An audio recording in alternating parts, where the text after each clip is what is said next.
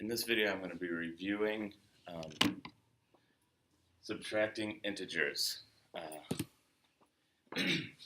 When you subtract integers, you always think of the KCC, keep, change, change. Alright, so say I have this. I have negative 2 minus 8. I have two integers. I'm subtracting them. I want to keep, change, change. So, keep, change, change. And I'm going to rewrite the problem. It's going to be the same exact problem. It's going to be equal to this, just rewritten in a different way. So keep this, negative 2. I'm going to change that to a plus, and then I'm going to change this from an 8 to a negative 8. Okay? So what I've done is this right here is the exact problem as this. It's kind of like saying this. 4 plus 2 is equal to 12 minus 6. Okay? This looks like it's worded so much different, but they're the same thing. 4 plus 2 is 6. 12 minus 6 is 6. Exact same. So this is exactly the same as this, but rewritten by doing the KCC. By doing KCC, you rewrite it, but you keep it the exact same problem. The only reason I want to get it to adding is because we know how to do adding integers so well. So,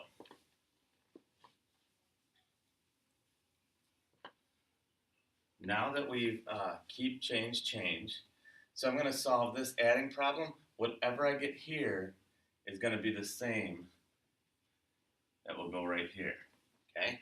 Because if I solve this one, I solve this one also. It's the same problem. So, first thing I ask now that I'm adding integers, is it the same sign? This is a negative, and this is a negative. Yay, it's the same sign. I love that. That's the easier side. There's only two little steps here. If it's the same, you add the numbers. 2 plus 8 is 10, and you keep the sign. Negative, negative, negative. All right. Negative 2 plus negative 8 equals negative 10. And if this is the same as this, then you could say negative 2 minus 8 is going to equal negative 10. That's all you got to do. With subtracting integers, keep, change, change. So you're going to always change it from a subtraction to an addition, and then you follow the addition steps. Okay, let's do another one.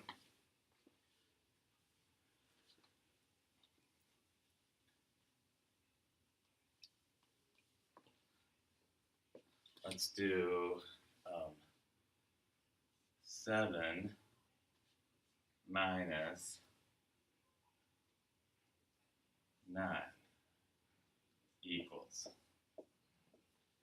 Okay, so if it was addition, I would go right here. But because it's not addition, I have to get it to addition. And it's subtraction, so the first thing I do, keep, change, change. K, C, C. I rewrite it so it's easy to see. So this positive 7, keep it to be a positive 7, change the minus to a plus, change the positive 9 to a negative 9. Okay, so this is the same problem as this one. Now we solve this. Adding integers. So now I say, is it the same sign? Positive, negative. Different signs. Okay. So I find the absolute value. Absolute value of 7 to 0. It's going to take me 7 steps to get back to 0. Negative 9 to 0. It's going to take me 9 steps to get to 0. So I got my absolute values. Now I'm going to circle the bigger absolute value, which is 9. Then I subtract the absolute values. I start with 9 and take 7 away. Leaves me with 2. 9 minus 7 is 2. 4. Use the sign of the bigger absolute value. This one's the bigger. I already circled it. I know that. The sign is negative. So this is going to be a negative 2. Because I solved this, it's the exact same as this. I put my answer there.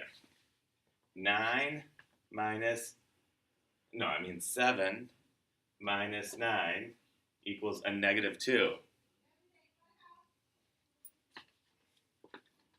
When you follow the steps, you can do this. But with subtraction, you have to first say, keep, change, change. Once you do that, it gets it to addition, and then you do this, same sign. If it's the same sign, yes, add them, keep the sign. If it's different, then you gotta find the absolute value, subtract them, use the sign of the bigger value. So, subtracting, keep, change, change, turn it into adding, go over there. Okay, follow that system, practice it, and you will have no problem subtracting integers. And because once you get really good at subtracting integers, because adding integers is a part of that, by doing all of this, you'll have no problem with adding or subtracting integers.